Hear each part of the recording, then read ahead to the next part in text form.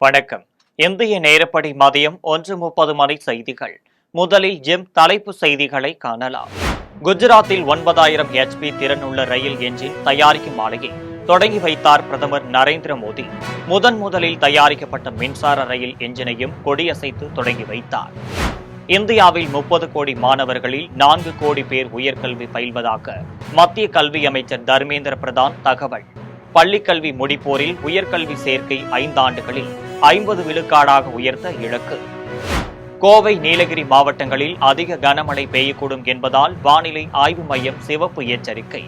அடுத்த 3 நாட்களில் மேற்கு தொடர்ச்சி மலையோர மாவட்டங்களில் கனமழை பெய்யும் என்று அறிவிப்பு. உக்ரைன் மீது ட்ரோன்கள் ஏவுகணைகளால் தாக்குதல் நடத்தியுள்ள ரஷ்யாவிற்கு அமெரிக்க அதிபர் டொனால்டு டிரம்ப் கண்டனம். அமைதியை விரும்பாமல் பொதுமக்களை கொன்றுள்ள புட்டின் செயல் பைத்தியக்காரத்தனம் என்று விமர்சனம். காசாவில் இஸ்ரேல் விமானப்படையினர் நடத்திய இருவேறு தாக்குதல்களில் குறைந்தது 24 பேர் உயிரிழப்பு. பள்ளியில் அடைக்கலம் புகுந்தோரை கொன்றுள்ளதாக ஹமாஸ் மருத்துவத்துறையினர் தகவல். இனி விரிவான செய்திகளை காணலாம். குஜராத்தின் தாகோடு என்னுமிடத்தில் ரயில் என்ஜின் தொழிற்சாலையை பிரதமர் நரேந்திர மோடி திறந்து வைத்துள்ளார். அந்த ஆலையில் தயாரிக்கப்பட்ட 9000 குதிரை திறன் கொண்ட மின்சார என்ஜினையும் கொடியசைத்து தொடங்கி வைத்தார். பிரதமர் நரேந்திர மோடி 2 நாள் பயணமாக குஜராத்திற்கு சென்றுள்ளார். குஜராத்தின் வதோதராவில் பிரதமரை வரவேற்கும் வகையில் நாட்டுப்புற கலை நிகழ்ச்சிகள் நடைபெற்றன. வதோதரா வீதிகளில் காரின் வெளிப்புறம் நின்றபடி பொதுமக்களை பார்த்து பிரதமர் மோடி கையசைத்து வாழ்த்து தெரிவித்தார். சாலையின் இருபுறமும் நின்ற பொதுமக்கள் அவர் மீது பூமாரி பொழிந்து வாழ்த்து தெரிவித்தனர். ஆபரேஷன் சிந்தூர் நடவடிக்கையில் பங்கேற்ற இந்திய ராணுவத்தின் கர்னல் குரோசியா குடும்பத்தினருக்கும் பிரதமர் மோடி மீது பூமாரி பொழிந்தனர். குஜராத்தின் தாகோடு என்னுமிடத்தில் 9000 குதிரை திறன் கொண்ட மின்சார ரயில் என்ஜின் தயாரிக்கும் ஆலையை பிரதமர் நரேந்திர மோடி திறந்து வைத்தார். அந்த ஆலையில் தயாரிக்கப்பட்ட முதல் என்ஜினையும் கொடியசைத்து தொடங்கி வைத்தார். இந்த விழாவில் ரயில்வே அமைச்சர் அஸ்வினி வைஷ்ணவ், குஜராத் முதலமைச்சர் பூபேந்திர பட்டேல் ஆகியோர் கலந்து கொண்டனர். முன்னதாக ரயில் என்ஜின் தொழிற்சாலைக்கு சென்ற பிரதமர் மோடி ஆலையின் செயல்பாடு குறித்து அதிகாரிகளிடமும் பொறியாளர்களிடமும் கேட்டறிந்தார். ரயில் என்ஜினுக்குள் சென்று அதன் செயல்பாட்டு கருவிகளையும் பார்வையிட்டார். 9000 குதிரை திறன் கொண்ட ரயில் என்ஜின்கள் சரக்கு போக்குவரத்திற்கும் ஏற்றுமதிக்கும் தயாரிக்கப்பட உள்ளனர் என்பது குறிப்பிடத்தக்கது. இந்தியாவில் 30 கோடி மாணவர்கள் உள்ளனர் என்றும் இவர்களில் 4 கோடி பேர் உயர்கல்வி பயின்று வருவதாகவும் மத்திய கல்வி அமைச்சர் தர்மேந்திர பிரதான் தெரிவித்துள்ளார். டெல்லியில் பிரிட்டனில் லிவர்பூல் பல்கலைக்கழகத்திற்கு கருத்தூறு தொடர்பான கடிதம் வழங்கும் விழாவில் மத்திய கல்வி அமைச்சர் தர்மேந்திர பிரதான் கலந்து கொண்டு பேசினார். அப்போது இந்தியாவில் 1200 பல்கலைக்கழகங்களும் அவற்றின் ஆளுமையில் 50,000 கல்லூரிகளும் உள்ளதாகவும் அமைச்சர் தர்மேந்திர பிரதான் குறிப்பிட்டார். பள்ளிக் கல்வியில் இருந்து உயர்கல்விக்கு செல்வோரின் விகிதம் 27 விழுக்காடாக உள்ளதாகவும் இதையடுத்து 50 ஆண்டுகளில் 50 விழுக்காடாக அதிகரிக்க வேண்டும் என்று தேசிய கல்விக் கொள்கையில் பரிந்துரைத்துள்ளதாகவும் குறிப்பிட்டார். இந்தியா உலகின் 4வது பெரிய பொருளாதாரத்தை கொண்டுள்ளதாகவும் 2047ஆம் ஆண்டிற்குள் வளர்ந்த நாடாக உருவாக வேண்டும் என்ற இலக்கை கொண்டுள்ளதாகவும் அமைச்சர் தெரிவித்தார். இதற்காக தேசிய கல்விக் கொள்கையை நடைமுறைப்படுத்தி வருவதாகவும் அமைச்சர் தர்மேந்திர பிரதான் குறிப்பிட்டார். கோயம்புத்தூர் மாவட்டத்தின் மலைப்பகுதிகள் மற்றும் நீலகிரி மாவட்டத்தில் ஓரிரு இடங்களில் இன்று கனமழை முதல் அதிக கனமழை பெய்யக்கூடும் என்று வானிலை ஆய்வு மையம் சிவப்பு எச்சரிக்கை விடுத்துள்ளது. தமிழ்நாட்டின் மேற்கு தொடர்ச்சி மலையோர மாவட்டங்களில் தென்மேற்கு பருவமழை தீவிரமடைந்துள்ளது. கன்னியாகுமரி, திருநெல்வேலி, தென்காசி, தேனி, திண்டுக்கல், திருப்பூர், கோவை, நீலகிரி, ஈரோடு, சேலம், தருமபுரி, கிருஷ்ணகிரி ஆகிய மாவட்டங்களில் பரவலாக மழை பெய்துள்ளது. இன்று காலை 8:30 மணியுடன் முடிந்த 24 மணி நேரத்தில் அதிக அளவாக நீலகிரி மாவட்டம் அவலாஞ்சியில் 35 சென்டிமீட்டரும், மேல் பவானியில் 30 சென்டிமீட்டருக்கும் மழை பதிவாகியுள்ளது. கோவை மாவட்டம் சின்ன கல்லாரில் 21 சென்டிமீட்டர் மழை பதிவாகியுள்ளது. இன்று கோயம்புத்தூர் மாவட்டத்தின் மலைப்பகுதிகள் மற்றும் நீலகிரி மாவட்டத்தில் ஓரிரு இடங்களில் இன்று கனமழை முதல் அதிக கனமழை பெய்யக்கூடும் என்று வானிலை ஆய்வு மையம் சிவப்பு எச்சரிக்கை விடுத்துள்ளது. இதேபோல் திருநெல்வேலி மாவட்டத்தின் மலைப்பகுதிகள், கன்னியாகுமரி, தென்காசி, தேனி மாவட்டங்களில் ஓரிரு இடங்களில் கனமழை முதல் மிக கனமழை வரை பெய்யக்கூடும் என்று குறிப்பிட்டுள்ளது. அடுத்த 3 நாட்களில் தமிழ்நாட்டின் மேற்கு தொடர்ச்சி மலையோர மாவட்டங்களில் ஓரிரு இடங்களில் கனமழை பெய்ய வாய்ப்புள்ளதாகவும் வானிலை ஆய்வு மையம் தெரிவித்துள்ளது. உக்ரைன் மீது ரஷ்யா தாக்குதல் நடத்தி 10க்கும் மேற்பட்டோரை கொன்றுள்ளதை கண்டித்துள்ள அமெரிக்க அதிபர் டொனால்ட் ட்ரம்ப் ரஷ்ய அதிபர் விளாடிமிர் புட்டினை பைத்தியம் என்று கூறியுள்ளார். ஞாயிற்றுக்கிழமை ஒரே இரவில் ரஷ்ய படையினர் உக்ரைனின் கார்கிவ், சஃபோரியா ஆகிய நகரங்களின் மீது 367 ட்ரோன்களையும் ஏவுகணைகளையும் ஏவி கடுமையாக தாக்குதல் நடத்தினர். இந்த தாக்குதலில் குறைந்தது 12 பேர் கொல்லப்பட்டதாகவும் 20க்கும் மேற்பட்டோர் காயமடைந்துள்ளதாகவும் தகவல் வெளியாகியுள்ளது. இந்த நிலையில் உக்ரைனின் மீதான தாக்குதலை கண்டித்து அமெரிக்கா மௌனமாக இருப்பது புட்டினை மேலும் ஊக்கப்படுத்தும் என்று ஜெலன்ஸ்கி கூறியுள்ளார். ரஷ்யா மீது பொருளாதார தடை விதிக்கப்படும் என கூறி அதற்கு கடுமையான அழுத்தம் கொடுக்க வேண்டும் என்று உக்ரைன் அதிபர் ஜெலன்ஸ்கி வலியுறுத்தியிருந்தார். இந்த நிலையில் புட்டினுக்கு என்னவாயிற்று என்றும் உக்ரைனின் பலரை அவர் கொன்றுள்ளதாகவும் இது பைத்தியக்காரனின் செயல் என்றும் டொனால்ட் ட்ரம்ப் கூறியுள்ளார். காசாவில் இஸ்ரேல் விமானப்படையினர் நடத்திய இருவேறு தாக்குதல்களில் குறைந்தது 24 பேர் கொல்லப்பட்டதாக மருத்துவமனை வட்டாரங்கள் தெரிவித்துள்ளன.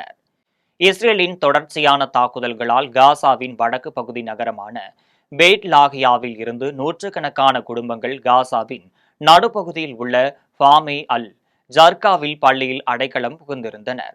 ஞாயிற்றுக்கிழமை இரவில் இந்த பள்ளியின் மீது இஸ்ரேல் விமானப்படையினர் குண்டுவீச்சு தாக்குதல் நடத்தியுள்ளனர். இந்த தாக்குதலில் 20 பேர் கொல்லப்பட்டதாக ஹமாஸ் அமைப்பின் மருத்துவத்துறையினர் தெரிவித்துள்ளனர். இந்த தாக்குதலில் 50க்கும் மேற்பட்டோர் காயமடைந்துள்ளதாகவும் கூறப்படுகிறது. இதேபோல் காசாவில் நடுப்பகுதியில் உள்ள ஒரு வீட்டின் மீது இஸ்ரேல் விமானப்படை குண்டுவீசி தாக்குதல் நடத்தியதில் 4 பேர் கொல்லப்பட்டதாக ஹமாஸ் அமைப்பின் மருத்துவத்துறையினர் தெரிவித்துள்ளனர். கேரளத்தின் கொல்லம் கடற்கரையில் 8 சரக்கு பெட்டகங்கள் கரை ஒதுங்கியுள்ளனர். லைபீரியா நாட்டைச் சேர்ந்த கப்பல் சரக்கு பெட்டகங்களை ஏற்றிக்கொண்டு இந்தியாவிற்கு வந்தது. கொச்சி அருகே வந்தபோது கடல் கொந்தளிப்பு காரணமாக கப்பலுக்குள் கடல் நீர் புகுந்தது. இதன் காரணமாக அந்த கப்பல் கடலில் மூழ்கியது. அதில் இருந்த மாலுமிகள், பணியாளர்கள் 24 பேரும் இந்திய கடலோர காவல் படையினரால் பாதுகாப்பாக மீட்கப்பட்டனர். கப்பலில் இந்த சரக்கு பெட்டகங்கள் அரபிக் கடலோரம் ஆங்காங்கே கரை ஒதுங்கி வருகின்றன. இந்த நிலையில் கொல்லம் கடற்கரையில் 8 சரக்கு பெட்டகங்கள் கரை ஒதுங்கியுள்ளன. குற்றாலம் அருவிகளில் 2வது நாளாக குளிக்க தடை நீடிக்கப்பட்டுள்ளது. மேற்கு தொடர்ச்சி மலை பகுதிகளில் இரவு முழுவதும் கனமழை கொட்டி தீர்த்தது. இதனால் நீரோடைகள் மற்றும் நீர்வீழ்ச்சிகளில் தண்ணீர் வரத்து அதிகரித்து காணப்பட்டு வரும் நிலையில் குற்றாலம் பகுதியில் உள்ள அனைத்து அருவிகளிலும் தற்போது வெள்ளப்பெருக்கானது ஏற்பட்டுள்ளது. குறிப்பாக குற்றாலம் பகுதியில் உள்ள குற்றாலம் மெயின் அருவி, ஐந்தருவி, பழைய குற்றாலம் அருவி, சிற்றருவி, புளியருவி உள்ளிட்ட அனைத்து அருவிகளிலும் 2வது நாளாக சுற்றுலா பயணிகள் குளிக்க தடையானது நீடிக்கப்பட்டுள்ளது. புதுக்கோட்டை அருகே திமுக சார்பில் நடைபெற்ற கபடி போட்டியை பிற்படுத்தப்பட்டோர் நலத்துறை அமைச்சர் சி.வி. மெய்யநாதன் தொடங்கி வைத்தார். புதுக்கோட்டை மாவட்டம் கந்தர்வக்கோட்டை அருகே மங்களா கோவிலில் திமுக சார்பில் மங்களா கோவில் கலைஞர் அரங்கத்தில் மாநில அளவிலான கபடி போட்டி நடைபெற்றது. இறுதிப் போட்டியை தமிழக பிற்படுத்தப்பட்டோர் நலத்துறை அமைச்சர் சி.வி. மெய்யநாதன் தொடங்கி வைத்தார். இதில் வெற்றி பெற்று முதலிடத்தை கைப்பற்றிய தஞ்சாவூர் பிரிஸ்ட் யூனிவர்சிட்டி அணியினருக்கும் 1,50,000 ரூபாய் பரிசாக வழங்கப்பட்டது. இதேபோல் பெண்கள் அணிக்கு பரிசு வழங்கப்பட்டது. பரிசுகளை திமுக மாவட்ட கழக செயலாளர் கே. செல்லப்பாண்டியன் வழங்கி சிறப்பித்தார். இதில் ஏராளமானோர் கலந்து கொண்டு போட்டியை கண்டு ரசித்தனர். நடிகர் விஜய் எதற்காக கட்சி தொடங்கியுள்ளார் என பாஜக மூத்த தலைவர் ராஜா கேள்வி எழுப்பியுள்ளார். புதுக்கோட்டையில் பாஜக மூத்த தலைவர் ராஜா செய்தியாளர்களை சந்தித்து பேசினார். அப்போது அவர் தமிழகத்தில் அனைத்து பகுதிகளிலும் போதைப் பொருள் அதிக அளவு விற்பனை செய்யப்படுகிறது என குற்றம் சாட்டினார். தொடர்ந்து ஆபரேஷன் சிந்தூர் வெற்றி பெறுவதற்கும் டாஸ்மார்க் விவகாரத்தில் அறிவாலயத்தை அதகலப்படுத்த போவது ஆகாஷ்தான் என கூறினார். மேலும் நடிகர் விஜய் எதற்காக கட்சி தொடங்கியுள்ளார் என்பதை அவர் விளக்க வேண்டும் என கூறியுள்ளார். அவரது கூட்டணிகளில் வேலு நாச்சியார் புகைப்படமும் பெரியார் புகைப்படமும் போடப்பட்டுள்ளது. எனவே அவர் எந்த அரசியலை முன்னெடுத்து செல்கிறார் என்பதை விளக்க வேண்டும் என கேள்வி எழுப்பியுள்ளார். குவார்ட்டருக்கு 10 ரூபாயும் அது கணக்கு பண்ணி கரெக்டாக வாங்குறாங்கன்னு கேள்விப்பட்டேன். நான் ஃபுல்லாக இருந்தால் 40ன்னு. அந்த மாதிரி ஒரு போதையிலே இளைஞர்கள் அழிக்கப்பட்டு வருகின்ற ஒரு ஆட்சியாக இந்த அரசாங்கம் இருந்து கொண்டு இருக்கு. ஏனென்றால் சங்கரங்கோவிலில் போதை ஒழிப்பு மாநாட்டில் பேசும்பொழுது மேதகு ஆளுநருடைய கேள்விக்கு இன்னி வரைக்கும் இந்த நான் மோடிக்கும் பயப்பட மாட்டேன், ஈடிக்கும் பயப்பட மாட்டேன்னு பிதற்றி கொண்டிருக்கின்ற உளறல் நிதியாக அங்கேருந்து பதில் வரல. ஏன்னா மேதகு ஆளுநர் பெர்டினன்ட் கொஸ்டின் ரைஸ் பண்ணார். நீங்கள் கஞ்சா பிடிச்சிருக்கீங்க, போலீஸ் கஞ்சா வச்சுருக்கோன்னு கைது பண்ணார். இதுவரை தமிழ்நாட்டில் 1 கிராம் சிந்தட்டிக் ட்ரக் வச்சவனை மாநில அரசு பிடிச்சிருக்கா? அந்த அது என்ன ஜாஃபர் சாதிக்கு 2000 கோடி ரூபாய்க்கான போதைப்பொருள் கடத்திய கேஸை கூட நார்கேட்டிக் கண்ட்ரோல் பியூரோ தான் கைது பண்ணியிருக்கு. தமிழ்நாட்டில் 2 விஷயங்கள் தமிழக காவல்துறை கண்மூடி வேறு பக்கம் திரும்பி கொண்டு இருக்கு. ஒன்று சிந்தட்டிக் ட்ரக்கு, 2வது பயங்கரவாதிகள். எந்த பயங்கரவாதி மண்ணடியில் போய் இறங்கி கைது பண்ணாலும் அது என்ஐஏ, தமிழ்நாடு போலீஸ் இல்லை. ஆகவே தமிழ்நாடு போலீஸு பயங்கரவாதிகளையும் கைது செய்கிறதில்ல. இந்த சிந்தட்டிக் ட்ரக் வச்சிருக்கிறவன் மெத்தோபெட்டமின் மாதிரி அது 1 கிராம் கூட இது வரைக்கும் இது கைப்பற்றப்படவில்லை. அது மட்டுமில்லை, நாம் கேள்விப்படுகின்ற விஷயங்கள் நமக்கு கவலை அளிக்கக்கூடியதாக, அச்சமுறக்கூடியதாக இருக்குது. சிபிஎஸ்சி ஸ்கூலுக்கு முன்னாடி, சென்ட்ரல் ஸ்கூலுக்கு முன்னாடி எங்கெல்லாம் தமிழ்நாடுடைய இன்டெலிஜென்ஷியாவினுடைய குழந்தைகள், IAS IPS officers, lawyers, chartered accountants, engineers, doctors, இவர்களுடைய குழந்தைகள் படிக்குதோ அங்கெல்லாம் பொட்டலம் வைக்கிறான். எழும்பூர் அருகே நாடார் சங்கம் சார்பில் நாடார் ஒற்றுமை திருவிழா நடைபெற்றது. சென்னை எழும்பூரில் உள்ள நெல்லை தூத்துக்குடி நாடார் பகமை பரிபாலன சங்க கட்டிட அரங்கில் நாடார் ஒற்றுமை திருவிழா நடைபெற்றது. இதில் பாஜகவின் முன்னாள் மாநில தலைவர் தமிழிசை சவுந்தரராஜன் கலந்து கொண்டு சிறப்புரையாற்றினார். மேலும் விழாவில் நாடார் சங்க தலைவர் முத்து ரமேஷ், பாஜகவின் பாமக பொருளாளர் திலகவமா, பெருந்தலைவர் மக்கள் கட்சி தலைவர் தனபால், பாஜக பிரமுகர் பால் கனகராஜ் உட்பட பலர் கலந்து கொண்டனர். தொடர்ந்து ராணுவத்தில் உயிர்நீத்த வீரர்களுக்கு மரியாதை செலுத்தும் வகையில் தேசிய கொடியை கையில் ஏந்தி முழக்கமிட்டு மரியாதை செலுத்தினர். திருப்பரங்குன்றத்தில் நடைபெற்ற கபடி போட்டியை முன்னாள் அமைச்சர் சிவபதி துவங்கி வைத்தார். மதுரை மாவட்டம் திருப்பரங்குன்றம் கிரிவல பாதையில் அதிமுக எம்ஜிஆர் இளைஞரணி சார்பாக முன்னாள் முதல்வர் எடப்பாடி பழனிசாமியின் பிறந்தநாளையொட்டி கபடி போட்டி நடைபெற்றது. போட்டியை எம்எல்ஏ ராஜன், செல்லப்பா, முன்னாள் அமைச்சர் சிவபதி ஆகியோர் துவங்கி வைத்தனர். பின்னர் போட்டியில் வெற்றி பெற்ற அணிக்கு கோப்பை, கேடயம், பரிசு தொகை உள்ளிட்டவை வழங்கப்பட்டது. புதுவை தமிழ் சங்கத்தில் நடைபெற்ற கோடை கலை இலக்கிய விழாவில் அமைச்சர் லட்சுமி நாராயணன் கலந்து கொண்டு விருதுகளை வழங்கினார். புதுவை தமிழ் சங்கத்தில் உழைப்பாளர் நாள் விழா மற்றும் கோடை கலை இலக்கிய விழா நடைபெற்றது. சங்க தலைவர் முத்து தலைமையில் நடைபெற்ற இந்த விழாவில் பொருளாளர் அருள் செல்வம், துணைத் தலைவர் திருநாவுக்கரசு ஆகியோர் முன்னிலை வகித்தனர். இதில் சிறப்பு விருந்தினராக பொதுப்பணித்துறை அமைச்சர் லட்சுமி நாராயணன் கலந்து கொண்டு விருதுகளை வழங்கினார். இதில் முருகன், கோதாண்டபாணி மருத்துவர், கலைவேந்தன், வழக்கறிஞர், சோழராஜன், ஆசிரியர், கலைவாணி ஆகியோர் கலந்து கொண்டு விருதுகளை பெற்றனர். வால்பாறையில் பெய்த கனமழையால் ஆறுகளில் வெள்ளப்பெருக்கு ஏற்பட்டுள்ளது. கோவை மாவட்டம் வால்பாறையில் விடிய விடிய கொட்டி தீர்த்த கனமழையால் கூழாங்கல் ஆறு மற்றும் நடுமலை ஆறு உள்ளிட்ட ஆறுகளில் வெள்ளப்பெருக்கு ஏற்பட்டுள்ளது. இந்த நிலையில் நீர்நிலைகள் பகுதிகளில் பொதுமக்கள் மற்றும் சுற்றுலா பயணிகள் யாரும் செல்லக்கூடாது என்று மாவட்ட நிர்வாகம் அறிவித்ததை தொடர்ந்து அதிகாரிகள் கண்காணிப்பு பணியில் ஈடுபட்டு வருகின்றனர்.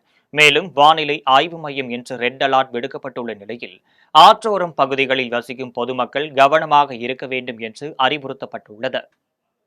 சுருளி அருவியில் வெள்ளப்பெருக்கு ஏற்பட்டுள்ளதால் சுற்றுலா பயணிகள் குளிப்பதற்கு வனத்துறையினர் தடை விதித்துள்ளனர்.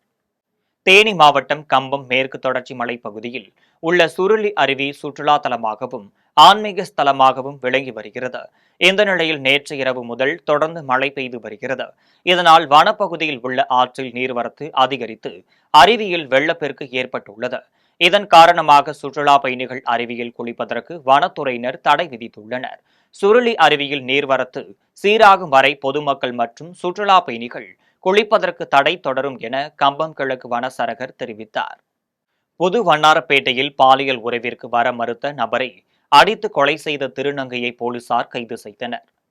வடசென்னை புது வண்ணாரப்பேட்டை பகுதியில் உள்ள டீ கடை, காய்கறி கடை போன்ற கடைகளில் கிடைக்கும் வேலையை செய்து கொண்டு தினக்கூலியாக சாலை ஓரத்தில் வசித்து வந்தவர் வேலூர் மாவட்டத்தைச் சேர்ந்தவர் ஜான் பாஷா. கடந்த 3 தினங்களுக்கு முன்பு புது வண்ணாரப்பேட்டை சாலை ஓரத்தில் இவர் இருந்துள்ளார். அப்போது பாலியல் தொழில் செய்து வரும் திருநங்கையான கருப்பு மலாய்கா என்பவர் ஜான் பாஷாவை பாலியலுக்கு அழைத்துள்ளார்.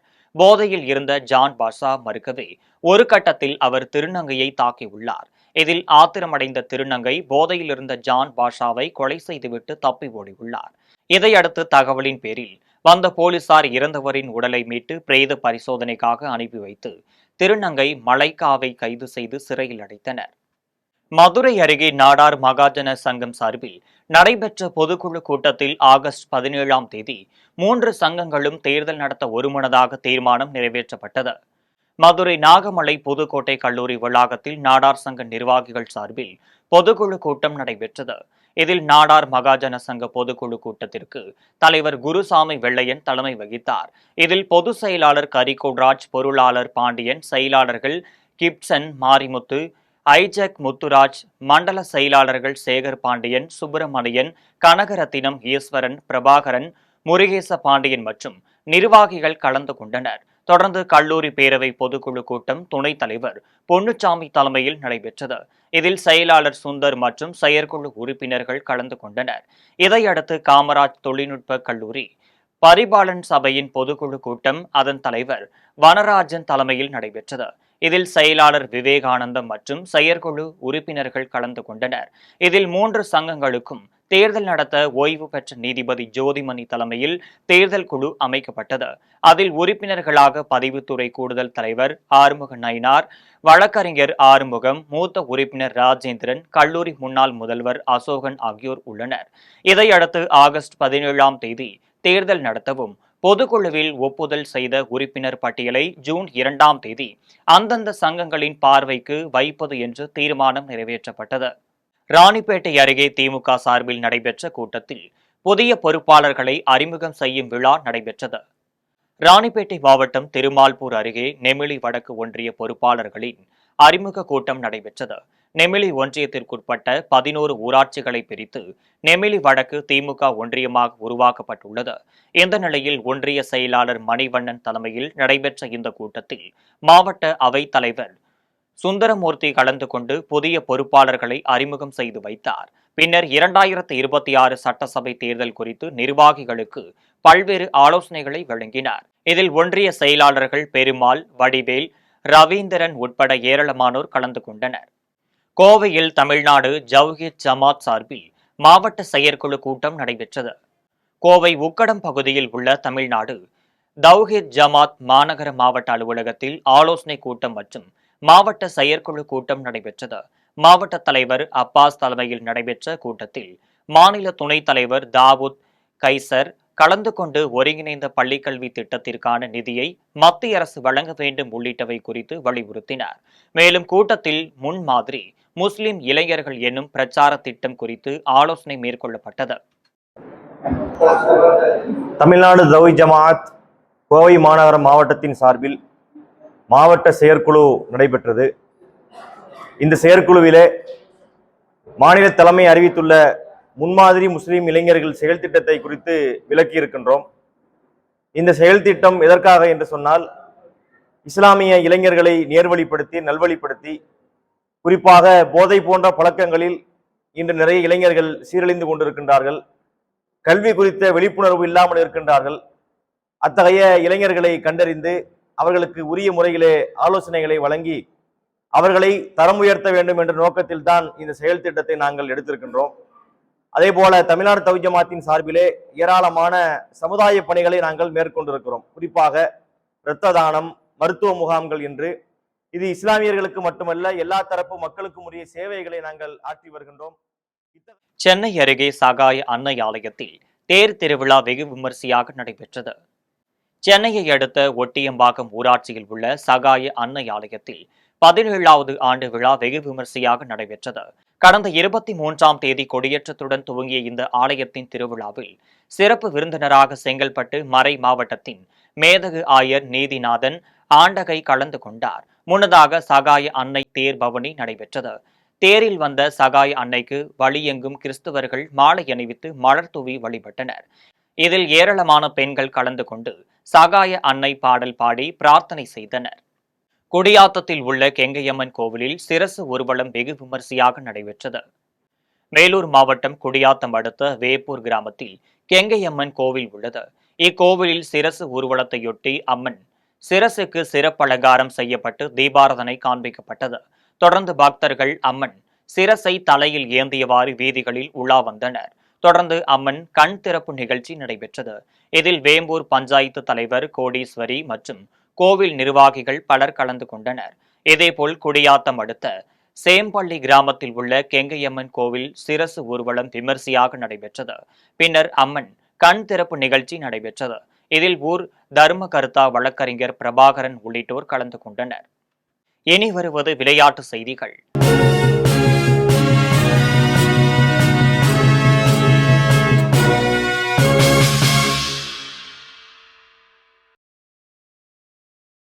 நடப்பு ஐபிஎல் தொடரின் லீக் சுற்று நாளையுடன் நிறைவடைகிறது.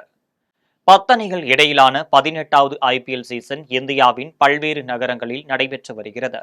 நடப்பு ஐபிஎல் தொடரின் லீக் சுற்று நாளையுடன் நிறைவடைகிறது. இந்த நிலையில் ஜெய்ப்பூரில் இன்று இரவு 7:30 மணிக்கு நடைபெற உள்ள 69வது லீக் ஆட்டத்தில் மும்பை இந்தியன்ஸ் பஞ்சாப் கிங்ஸ் அணிகள் மோத உள்ளனர். இரு அணிகளுமே பிளே ஆஃப் சுற்று வாய்ப்பை உறுதி செய்து விட்டனர். இருப்பினும் புள்ளி பட்டியலில் டாப் 2 இடத்தை பிடிப்பதற்கு இந்த ஆட்டத்தின் முடிவு அவசியமாகும். இதனால் இன்றைய ஆட்டம் மிகுந்த எதிர்பார்ப்பை ஏற்படுத்தியுள்ளது. இனி வருவது தங்கம் வெள்ளி விலை மற்றும் பங்குச்சந்தை நிலவரம்.